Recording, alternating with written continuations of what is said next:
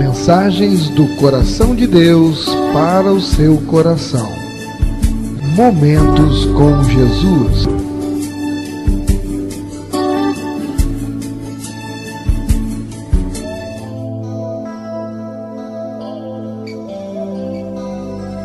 Porque a palavra de Deus é viva e eficaz, e mais cortante do que qualquer espada de dois gumes, e penetra até o ponto de dividir alma e espírito, juntas e medulas, e é apta para discernir os pensamentos e propósitos do coração. Vamos ouvir agora a mensagem da Bíblia.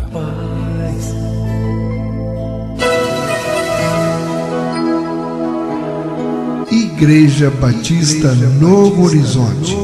Um novo horizonte com Jesus em sua vida.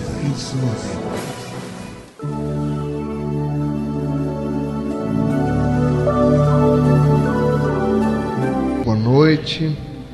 Saúde, amada igreja, com a gloriosa paz do Senhor. Amém.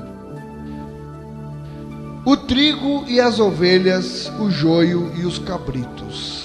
E eu convido a igreja a abrir as Bíblias, me acompanhar em Gênesis capítulo 12, os versos de 1 ao 3.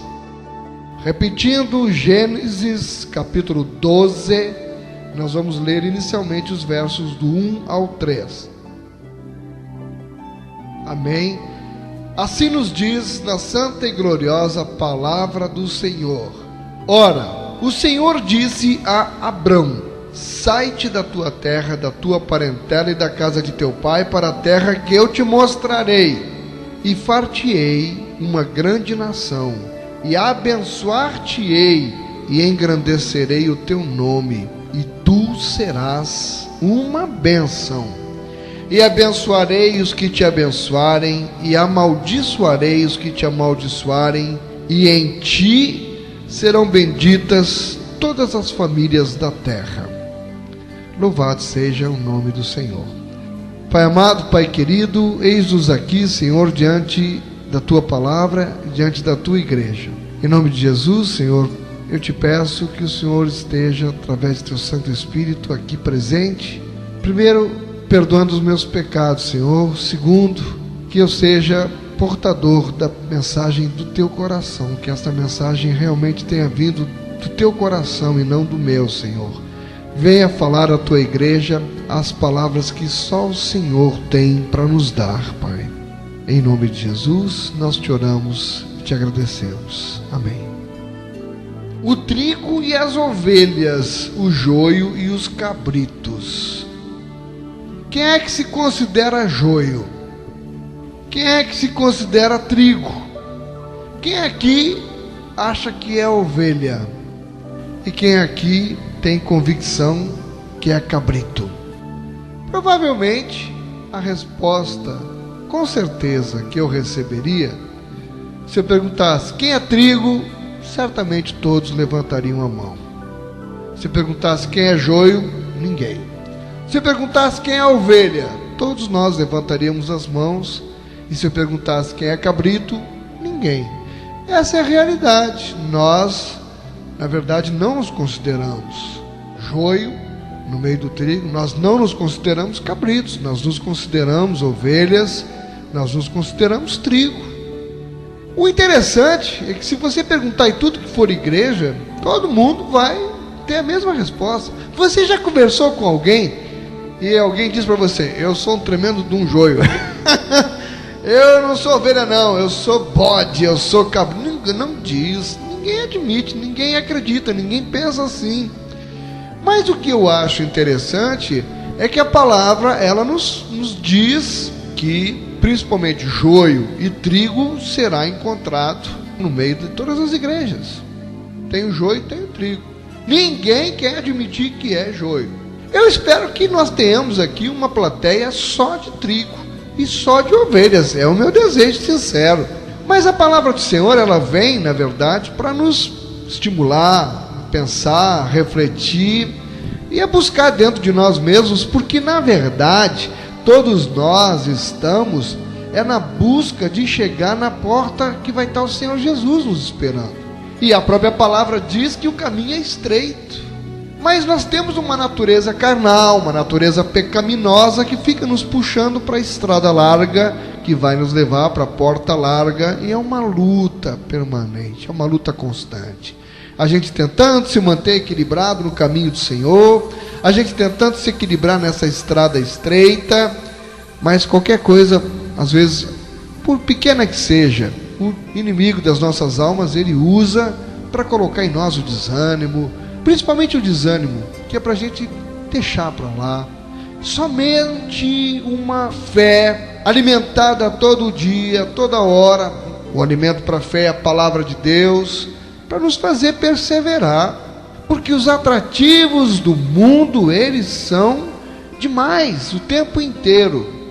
No final da história, quando chegar lá na frente do Senhor, nenhum de nós quer ser tratado como cabrito.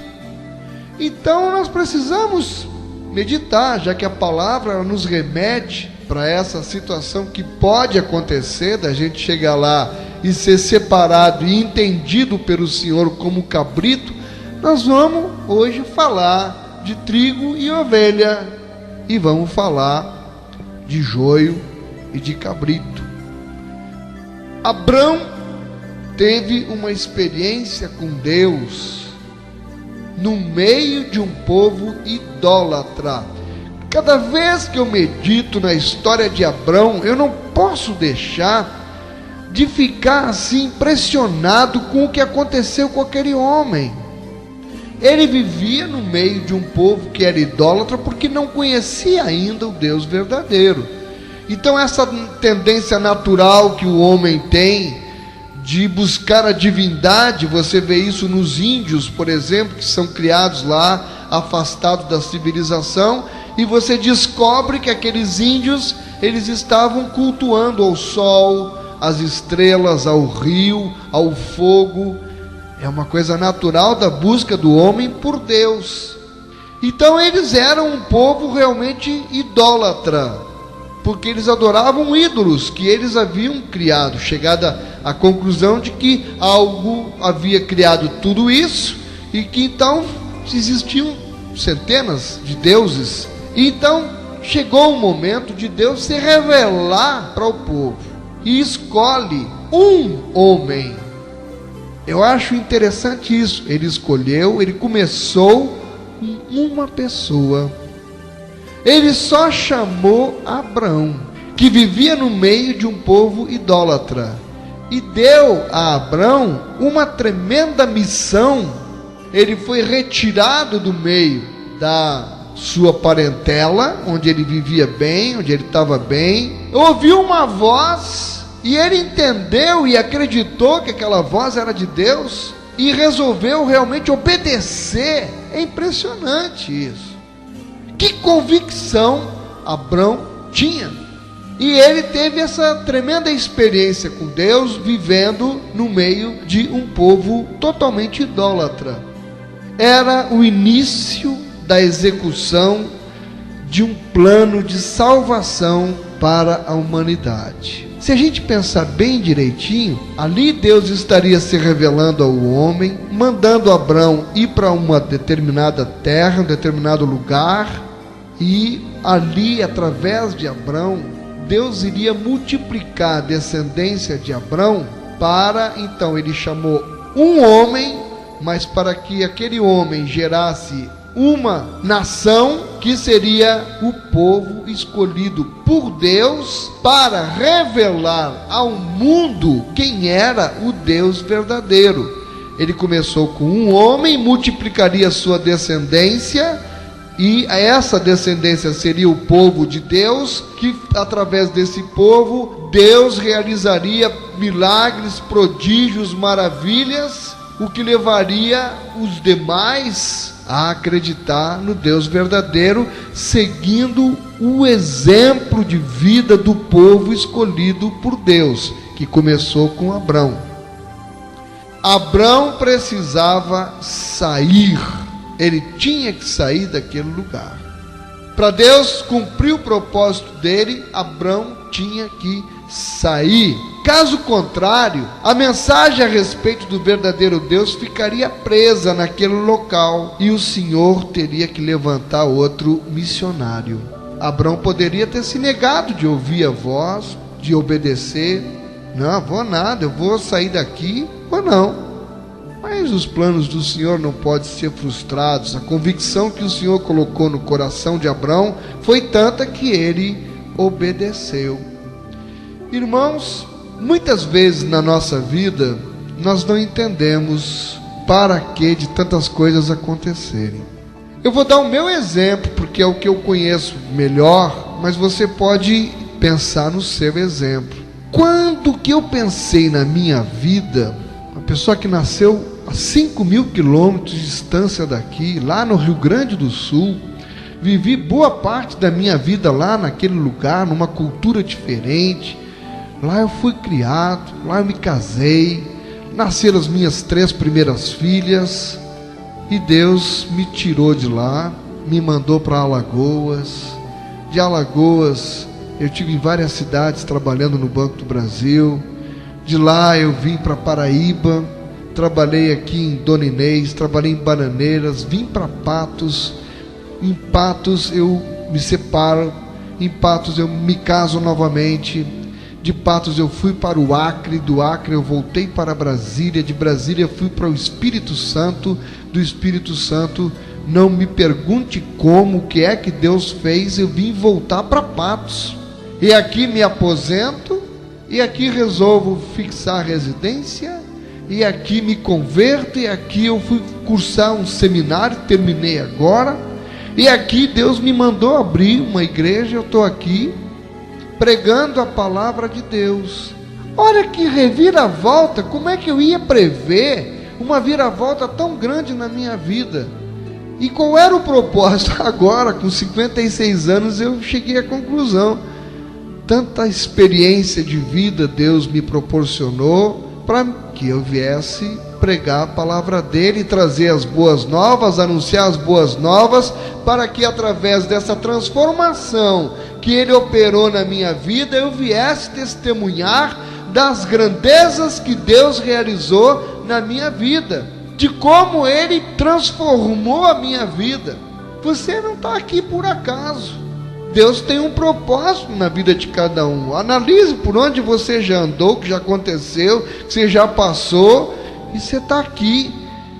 Do mesmo jeito que eu tenho que testemunhar do grande amor de Deus na minha vida, para que eu leve a palavra, para que outras pessoas sejam alcançadas pela palavra e pelo poder transformador, pelo poder regenerador de Deus. Assim foi com Abrão, assim é com você.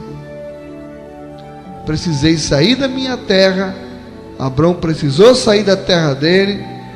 Talvez você hoje não está nem imaginando que, quem sabe, Deus vai te levar para outro lugar, para você pregar. Pode ser outro país, mas aqui, na Igreja Batista Novo Horizonte, irmão, haverá algo impossível para Deus? Não.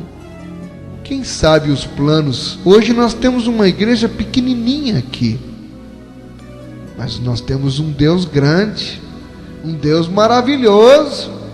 Abraão era sozinho. Deus não falou com Sarai, a mulher dele. Deus falou com Abrão, e ele pegou a mulher, não tinha filhos, e ela para se afastar da parentela, e ele obedeceu, e Deus cumpriu todas as promessas na vida de Abraão, que passou a se chamar depois. E mudanças acontecem na nossa vida. Pode ser mudança de escola. De repente você, em vez de ver isso como um problema, uma dificuldade, veja como uma oportunidade.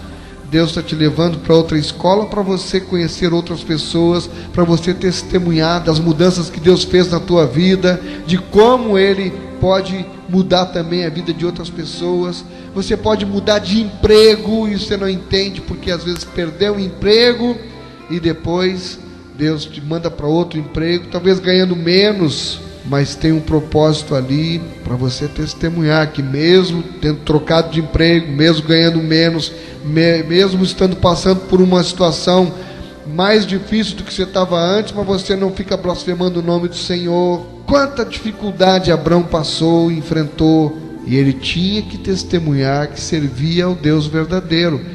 Eu tenho que dar esse testemunho, você tem que dar esse testemunho.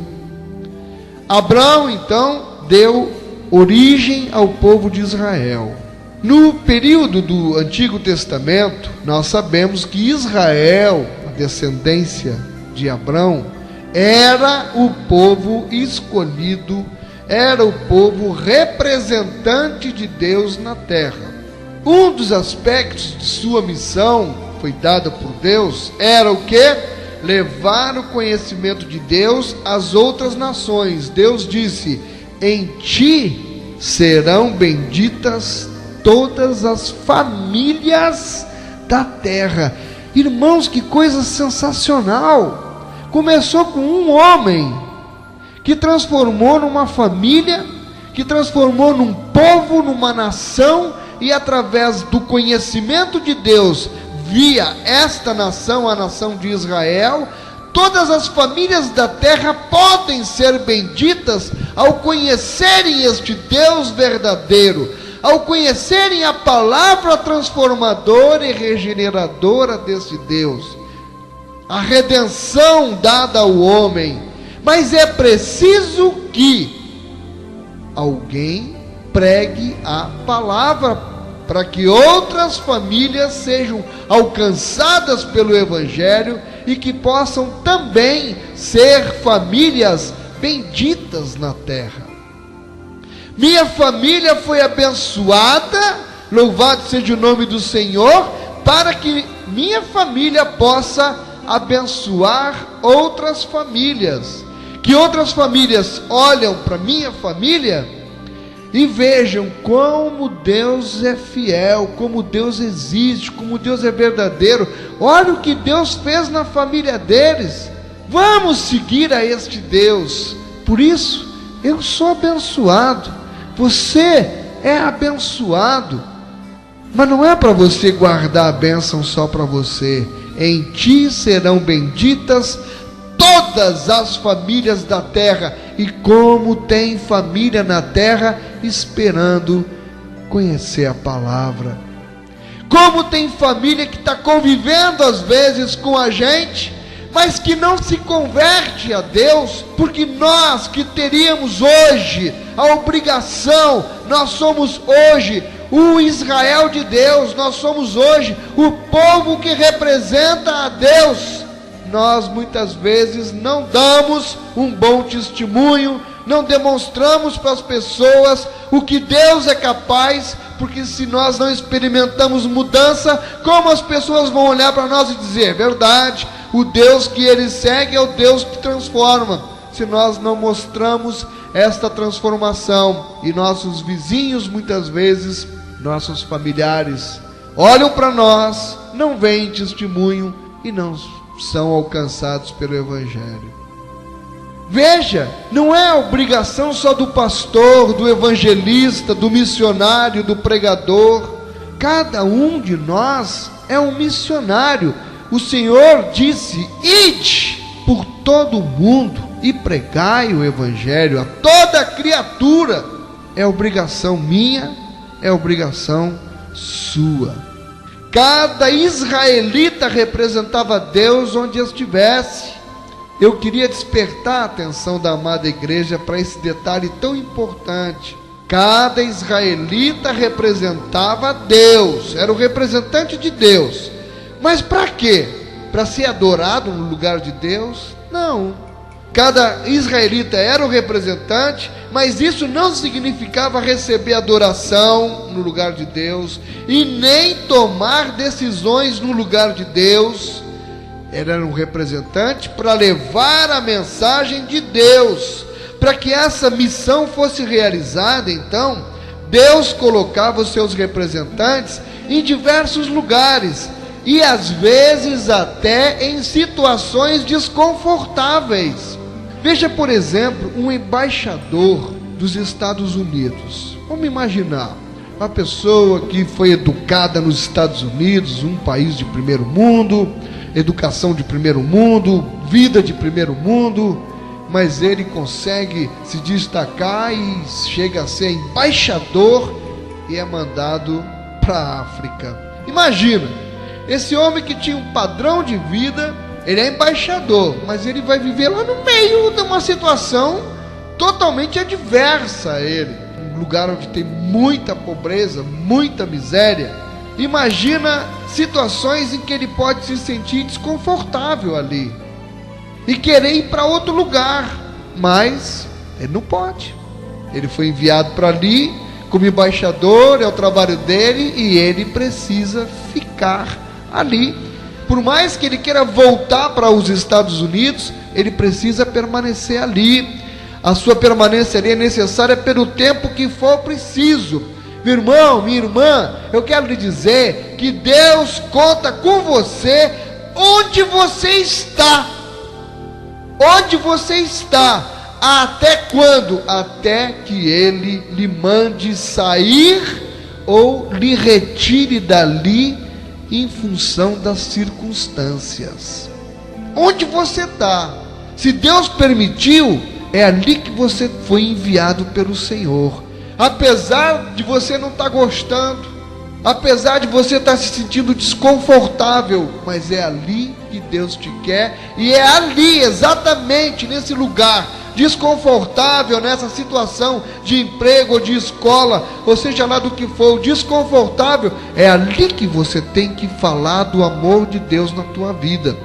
Glorificar a Deus quando tudo está dando certo, qualquer um consegue, é fácil. Mas glorificar a Deus quando as coisas dão errado, é aí que nós vamos mostrar para as pessoas a nossa confiança. E Deus é fiel, Ele honra a nossa fé. Louvado seja o nome do Senhor. Daniel, quando foi levado cativo para a Babilônia, não fez outra coisa, irmão, a não ser testemunhar das grandezas de Deus na vida dele. E Deus foi fiel, livrou Daniel da cova dos leões, honrou Daniel, e ele estava cativo, ele foi arrancado da sua terra ainda menino. A escrava de Naamã, ela era judia e foi levada prisioneira para a Síria, onde morava Naamã, aquele que foi lá para dar os 7 mergulhos no rio. E ele só foi lá porque aquela menina estava fora da terra dela, estava cativa, numa terra estranha, mas ela só falou coisas boas a respeito do Deus a que ela conhecia, o Deus que ela servia, o que levou Naamã a ir procurar o povo de Deus para encontrar a sua cura, e foi curado. Imagine o testemunho que aquela menina no cativeiro ela deu. Você pode estar vivendo num cativeiro, irmão, mas Deus te permitiu ficar ali para que o nome dele fosse glorificado na tua vida através daquela situação. Irmãos, nós vemos que Daniel e aquela menina, eles estavam em situações e lugares ruins, mas eles cumpriram com êxito o seu papel de representantes de Deus. Hoje nós estamos nesta função, nós estamos neste lugar de representantes de Deus, mas não estamos sós. O Senhor nos garantiu na sua palavra, conforme está em Atos capítulo 1 verso 8: mas recebereis a virtude do Espírito Santo, que há de vir sobre vós, e ser-me-eis testemunhas, tanto em Jerusalém, como em toda a Judéia e Samaria, e até aos confins da terra. Eis-me aqui, Senhor. Mas Ele não me deixou só, Ele está com o seu Espírito sobre mim. O Espírito do Senhor está sobre mim, para anunciar as boas novas aos cativos. O Espírito do Senhor está sobre você, e Deus não nos deu o espírito de covardia. Temos que pregar o Evangelho, não só no microfone, irmão. Você pode pregar até sem palavras, com a sua vida, com o seu testemunho. Na era cristã, que é que nós vivemos hoje, a igreja é representante de Deus aqui na terra. Jesus subiu aos céus, mas, irmãos, nós somos o seu corpo aqui na terra. A igreja é que é representante, ele é o corpo de Jesus, e Jesus continua agindo através de nós, mediante o poder do Espírito Santo que nos foi outorgado.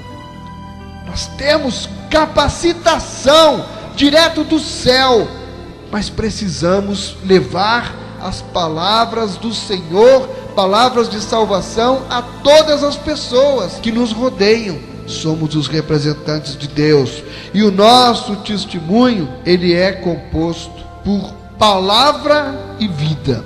Palavra teria vários aspectos. De um lado, vale a palavra que precisa estar fluente na nossa boca para a gente poder falar desta palavra para as pessoas. Vale para nós o conselho dado por Deus a Josué, em Josué capítulo 1, versículo 8: não cesses de falar deste livro da lei, antes medita nele dia e noite, para que tenhas cuidado de fazer segundo tudo quanto nele está escrito. Então farás prosperar o teu caminho e serás bem-sucedido. Só tem prosperidade, só tem sucesso através do caminho da palavra de Deus. Não tem outro caminho. Tem caminhos que ao homem parece direito, mas que no fim são caminhos de morte. E nós sabemos que caminhos são esses. Palavra, testemunho de crente também envolve a sua palavra. Na palavra do Senhor, em Mateus 5,37, um alerta: seja porém a tua palavra sim, sim, não, não. O que disto passar vem do maligno. Tem muito crente que não dá testemunho de crente, que não glorifica a Deus na sua vida, porque a sua palavra não é sim, sim, não, não. Compra, não paga, e como isto envergonha o nome de Deus. Promete uma coisa e não cumpre, assume o compromisso e não cumpre, não vai adiante, está brincando de cristão, não está dando um bom testemunho. Eu fiquei com muita tristeza, eu vi de falar de um lugar aí que colocou um cartaz que não vende fiado para crente, porque crentes infelizmente criaram esta fama, alguns, né, e os outros são prejudicados, e o nome de Cristo é enxovalhado por esses maus crentes.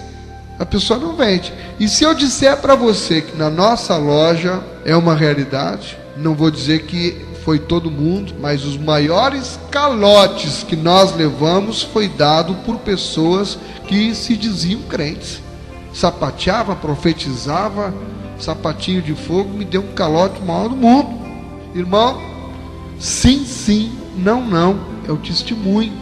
Testemunho da palavra, testemunho através da vida. Segundo aos Coríntios, capítulo 5, verso 17. E assim, se alguém está em Cristo, é nova criatura. As coisas antigas já passaram, eis que se fizeram novas. Testemunho, estar com Cristo, é viver em novidade de vida. Se você antes roubava, você não rouba mais. Se você adulterava, você não adultera mais. Se você antes comprava e não pagava hoje, você vela pelo teu nome, porque você é o representante de Deus aqui na terra. Tudo se fez novo. Tem que andar em novidade de vida, para que as pessoas possam olhar para você e verem que realmente Deus te mudou. Que andar com Deus, as pessoas precisam olhar para você e ver que houve realmente uma transformação. Porque senão, como é que você vai convencer as pessoas que o Deus que tu abraçou, que o Deus que você decidiu seguir na tua vida, vale a pena seguir, se as pessoas olham e veem que você continua do mesmo jeito, que não mudou nada? Eles vão querer esse Deus para si? Não. Quem está em Cristo é nova criatura, eis que tudo se fez novo. Nosso testemunho tem que ser desse jeito. O testemunho do cristão não tem nada a ver com riqueza material, como muitos andam dizendo por aí, que o crente testemunha quando mostra riqueza. Nada disso. Sabe por quê, irmão? Porque se fosse assim, riqueza material, o ímpio também tem. E é testemunho de Deus na vida dele? Não. Aqui é a prova de que não é a riqueza material que mostra que Deus está na vida da gente. Se fosse, o ímpio não tinha riqueza material. E o que mais tem é ímpio rico. O nosso testemunho tem a ver com a palavra de Deus na nossa boca, tem a ver com valores espirituais, riqueza espiritual em nossa vida, manifestada através da paz, do amor, da fé, da esperança, da alegria, da justiça, etc. Cuidado com o mau testemunho e com os escândalos. Aquela história de dizer: eu sou pastor, eu estou fazendo um monte de coisa errada, e aí eu pego e uso como escudo o fato de eu ser pastor, e eu digo para o irmão: não olhe para mim, olhe para Jesus. Está errado, está errado. Eu, como pastor, eu tenho que ser um exemplo. Paulo era um exemplo, e ele não tinha medo de dizer para as pessoas: pode olhar para mim, pode me seguir, pode me imitar. 1 Coríntios capítulo 4, verso 16, está aqui a palavra que ele diz: admoesto-vos. Olha, é admoestação, não é nem exortação, não é nem eu vos animo, eu admoesto, né? Eu admoesto-vos, portanto, aqui sejais meus imitadores. Irmão, Paulo, para dizer isso para as pessoas, ele precisava estar muito convicto, muito consciente de que ele realmente levava uma vida de acordo com a vontade de Deus.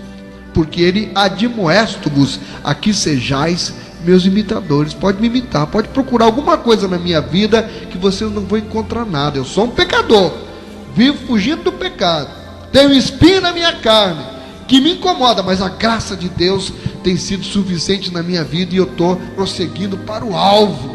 Pode me imitar. Era o que Paulo queria dizer aqui.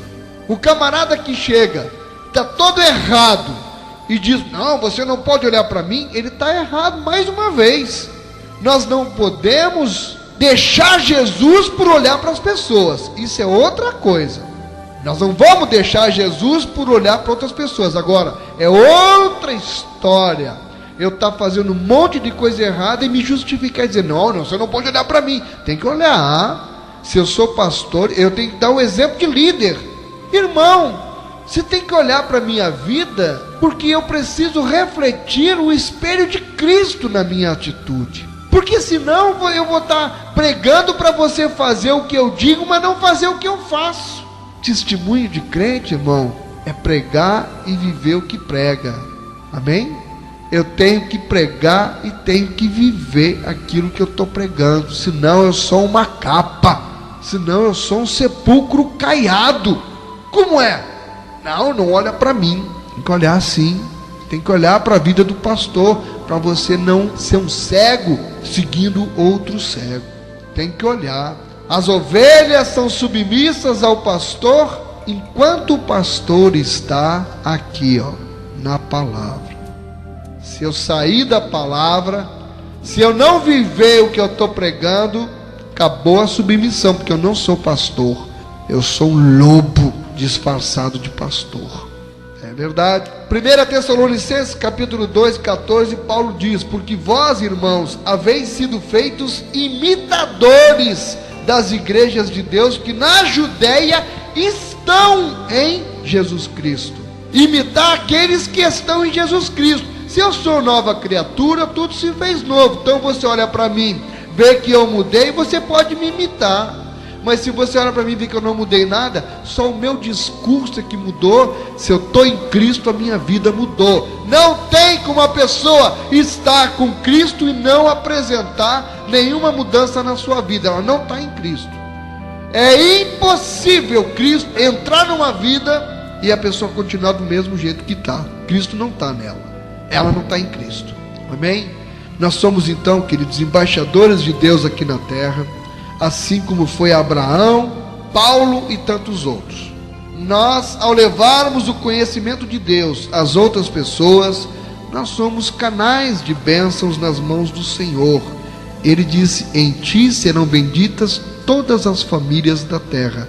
Essa bênção chegou até nós e nós precisamos fazer com que ela chegue até os outros. Representar Deus, então nós vimos que não nos deixe em hipótese alguma em lugar do próprio Deus, porque a adoração, o brilho, só cabe a Deus. O que tem que brilhar em nós é a luz de Cristo. A nós cabe levarmos a mensagem em nome de Deus. Para isso nós somos capacitados pelo Espírito Santo. Mas nós não podemos nunca esquecer que em 1 João 2, verso 6 diz: aquele que diz que permanece nele, esse deve também andar assim como ele andou. Ou seja, andar como ele andou, em constante testemunho de vida que nós precisamos fazer, em testemunho de autênticos cristãos. E agora eu vou falar nas ovelhas. Andar como verdadeiras ovelhas. João capítulo 10, verso 27 diz: as minhas ovelhas ouvem a minha voz, eu as conheço e elas me seguem. Ovelhas são dóceis, ovelhas são mansas, ovelhas são cordatas, ovelhas são diferentes de cabritos. Ovelhas aceitam pacificamente a correção que vem do Senhor. Nós dizemos: o Senhor é meu pastor, nada me faltará. Todo mundo conhece. Que salmo é esse? O 23. E nós dizemos: o Senhor é o meu pastor. Irmão, só pode dizer que o Senhor é meu pastor quem é ovelha. Quem tem pastor são as ovelhas. Cabritos, preciso muito de pastor não.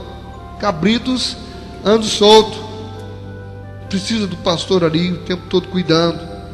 E nós somos autênticos cristãos? Será que nós sabemos ouvir e reconhecer a voz do pastor do Salmo 23 e segui-lo? Será que nós somos mesmo ovelhas ou nós somos cabritos? Nós somos joio ou nós somos trigo? Como é que nós temos agido na nossa vida cristã? Como é que nós temos testemunhado ao mundo que nos rodeia que Cristo vive realmente em nós? Esta é a pergunta desta noite. Nós temos testemunhado?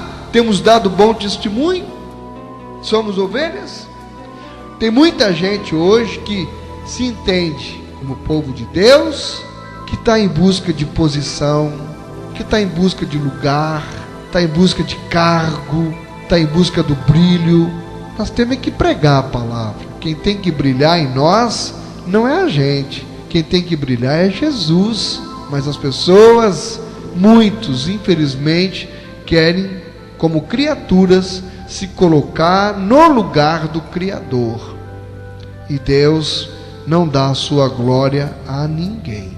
Nós vivemos atrás de lugar de honra aqui na terra, atrás de títulos de honra, atrás de posições de honra. Nós temos semeado somente nas coisas aqui da terra, ou temos nos preocupado em acumular tesouros lá no céu?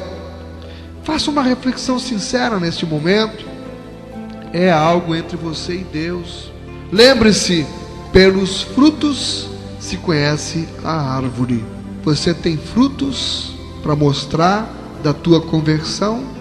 Mostra-me os teus frutos e eu dir-te-ei que tipo de árvore você é. Irmãos, esta é a palavra de Deus. João capítulo 6, versos 60 ao 64, disse: muitos dos seus discípulos, tendo ouvido tais palavras, disseram: duro é este discurso, quem o pode ouvir? Mas Jesus, sabendo por si mesmo que eles murmuravam a respeito de suas palavras, interpelou-os: isso vos escandaliza? Que será, pois, se virdes o Filho do Homem subir para o lugar onde primeiro estava? O Espírito é o que vivifica, a carne para nada aproveita. As palavras que eu vos tenho dito são Espírito e são vida. Contudo, há descrentes entre vós, pois Jesus sabia desde o princípio quais eram os que não criam e quem o havia de trair. Meu irmão, minha irmã, Jesus conhece o nosso coração. Você pode dizer: eu não sou joio, eu não sou cabrito, mas Jesus sabe o que você é. Ele sabe quem é ovelha, Ele sabe quem é cabrito, Ele sabe quem é joio, Ele sabe quem é trigo. Vida cristã não é brincadeira.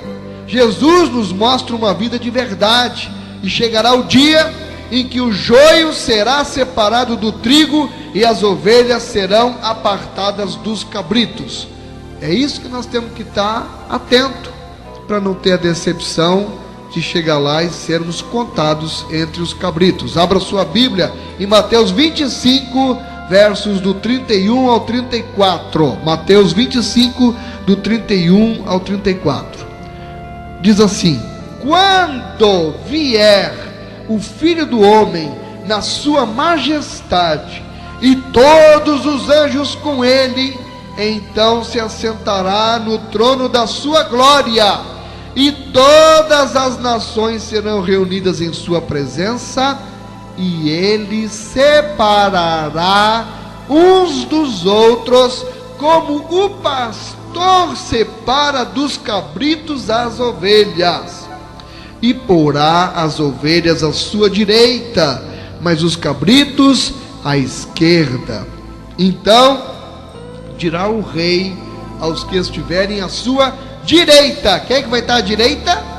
As ovelhas, né? Ele vai dizer para as ovelhas: vinde, benditos de meu Pai, entrai na posse do reino que vos está preparado desde a fundação do mundo. Queridos, nesse texto que acabamos de ler, nós temos a descrição do dia chamado de dia do juízo final, em que Deus há de honrar os seus amados, que o honraram aqui nesta passagem pela terra. Há 3 honras aqui que esse texto nos fala que Deus concederá aos seus amados. Com certeza há muitas outras nas Escrituras, mas eu quero me deter nas 3 que o texto aqui nos fala. Acompanhe aí na sua Bíblia, nesse texto que nós lemos. Primeiro, as ovelhas estarão em um lugar de honra. Qual é o lugar?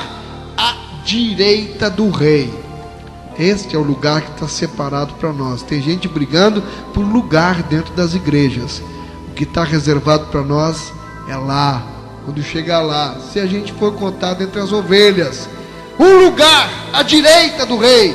Segundo, as ovelhas terão um título de honra: benditos do meu Pai. Esse é um título de honra. Você ser reconhecido por Jesus: vinde, benditos do meu Pai. Quer título maior do que esse, irmão? Terceiro, as ovelhas terão uma posição de honra: herdeiros do reino de Deus. Oh, glória! Queridos, quando Deus nos chamar à glória, é nessa herança que nós estaremos entrando na posse.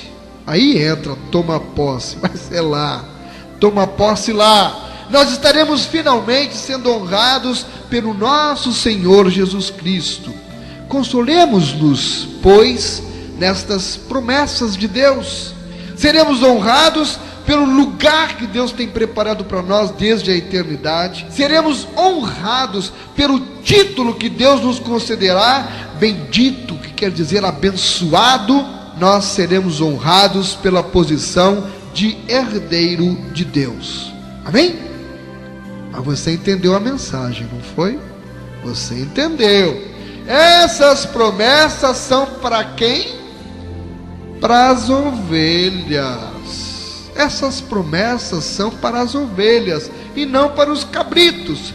Os cabritos, o que vão receber? Em Mateus 25, 33 diz que eles estarão à esquerda do rei.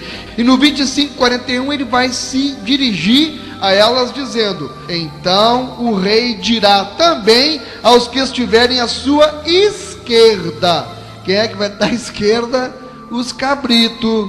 Apartai-vos de mim, malditos, para o fogo eterno, preparado para o diabo e seus anjos. Mateus 25:46 diz: e irão estes para o castigo eterno, porém os justos para a vida eterna.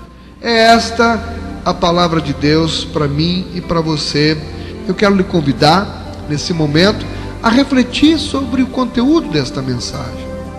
É bom a gente ouvir a verdade sobre a palavra de Deus. Nunca é tarde para a gente refletir sobre a palavra de Deus. Reflita, medite nessa palavra, irmão. Medite. Deus abençoe a igreja, em nome de Jesus. Igreja Batista Novo Horizonte. Um novo horizonte com Jesus em sua vida.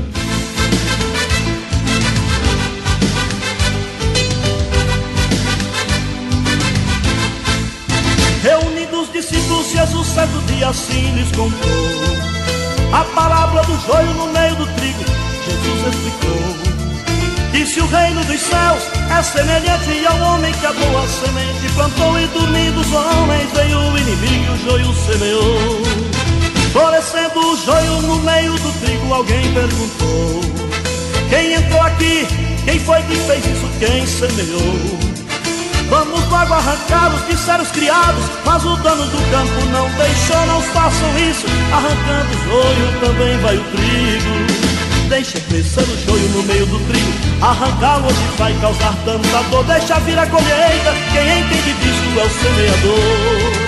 Deixa crescer o joio no meio do trigo, arrancá-lo hoje vai causar tanta dor. Deixa vir a colheita, quem entende disso é o semeador.